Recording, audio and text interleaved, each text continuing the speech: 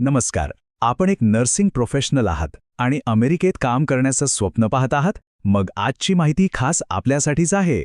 कारण US visa नियमांमध्ये एक असा काही बदल झालाय जो आपल्या भविष्यावर थेट परिणाम करू शकतो.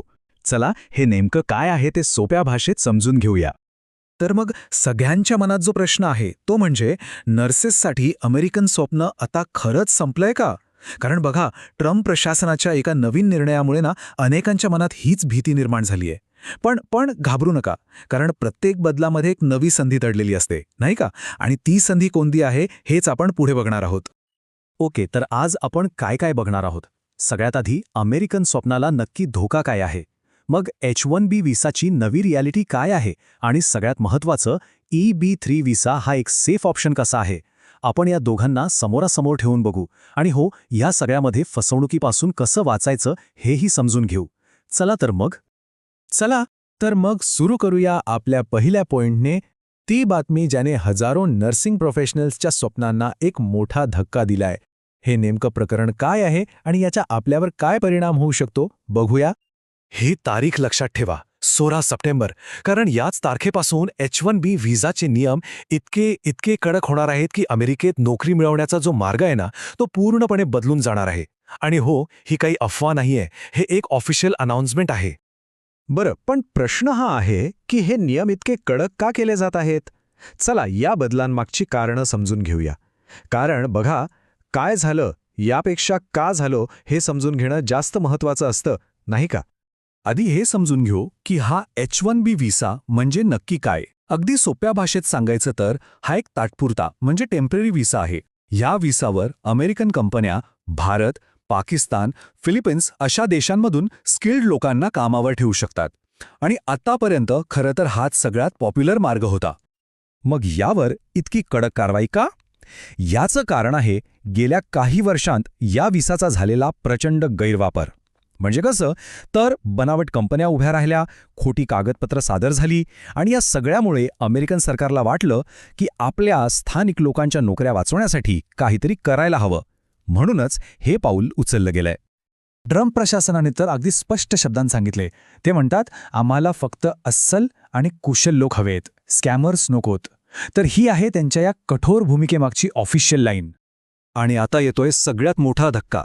आता कोणत्याही कंपनीला एका फॉरेन एम्प्लॉईसाठी वर्षाला तब्बल $1,00,000 म्हणजे जवळपास 80 लाख रुपये सरकारला द्यावे लागतील. आता जरा विचार करा, कोणतं हॉस्पिटल एका नर्ससाठी एवढा मोठा खर्च करेल? नाही ना, हे जवळजवळ अशक्यच आहे. पण थांबा. याचा अर्थ असा नाही की सगळे रस्ते बंद झालेत. आता आपण एका अशा लीगल आणि सुरक्षित पर्यायाबद्दल बोलणार आहोत जो आपल्यासाठी एक आशेचा किरण ठरू शकतो. आणि हा पर्याय आहे EB-3 व्हिसा. आता हा काय आहे? तर हा आहे एक परमनंट व्हिसा ज्यामुळे थेट ग्रीन कार्ड मिळतं. थेट ग्रीन कार्ड. याचा अर्थ आपण अमेरिकेत कायमचे रहिवासी बनता. H-1B सारखा तात्पुरता नाही, तर कायमचा. किती मोठा फरक आहे बघा. बरं, या EB-3 प्रक्रियेला थोडा वेळ लागतो, साधारणपणे 2 ते 3 वर्ष. पण ही एक पक्की आणि सुरक्षित प्रक्रिया आहे. आणि सगळ्यात भारी गोष्ट काय माहितीये? एकदा का आपण अमेरिकेत पोहोचलात की दुसऱ्या दिवसापासून काम सुरू करू शकता. म्हणजे ही प्रतीक्षा नक्कीच फायद्याची आहे. EB-3 व्हिसाचे फायदे तर खूपच जबरदस्त आहेत. एक, थेट ग्रीन कार्ड मिळतं. दुसरं, संपूर्ण कुटुंब एकत्र स्थायिक होऊ शकतं. तिसरं, पोहोचल्या लगेच काम सुरू. आणि सगळ्यात महत्त्वाचं म्हणजे हा एक स्कॅम फ्री, कायदेशीर आणि विश्वासार्ह मार्ग आहे. चला आता H-1B आणि EB-3 या दोघांना समोरासमोर ठेवून बघूया. म्हणजे सगळं चित्र अगदी स्पष्ट होईल की आपल्यासाठी नक्की काय योग्य आहे. हे बघा, H-1B आहे टेम्पररी, तर EB-3 आहे परमनंट म्हणजे थेट ग्रीन कार्ड. H-1Bची मुदत फक्त 3 वर्ष, तर EB-3ची लाईफ टाईम. फॅमिलीसाठी वर्क परमिट मिळवणं H-1Bमध्ये खूप अवघड, पण EB-3मध्ये एकदम सोपं. फसवणुकीचा धोका तो H-1Bमध्ये जास्त आहे आणि सरकारचा विश्वास तो EB-3वर जास्त आहे. फरक अगदी स्पष्ट आहे. या सगळ्यावरून एक गोष्ट तर 100% स्पष्ट होते. परदेशातून येणाऱ्या नर्सेससाठी EB-3 व्हिसा हेच भविष्य आहे.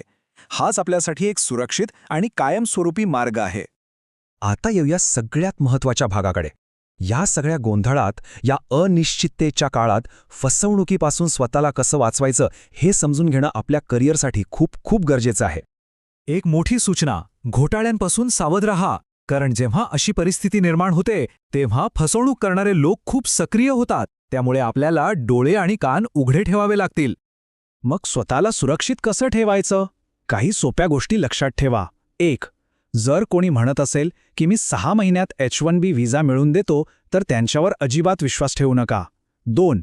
कोणत्याही अनोळखी अनव्हेरिफाईड एजंटला पैसे देऊ नका. 3. स्वतः थोडी मेहनत घ्या, ऑफिशियल सरकारी वेबसाईट्सवर जाऊन माहिती काढा. आणि 4. नेहमी लक्षात ठेवा, आपलं करिअर आपल्याच हातात आहे. तर आता सगळं चित्र स्पष्ट आहे. H1Bचा दरवाजा आता जवळजवळ बंद होतोय, पण EB3चा दरवाजा आपल्यासाठी पूर्णपणे उघडा आहे. त्यामुळे निराश होण्याचं काहीच कारण नाही, फक्त आपली स्ट्रॅटेजी बदलायची गरज आहे. आणि जाता जाता एक शेवटचा प्रश्न.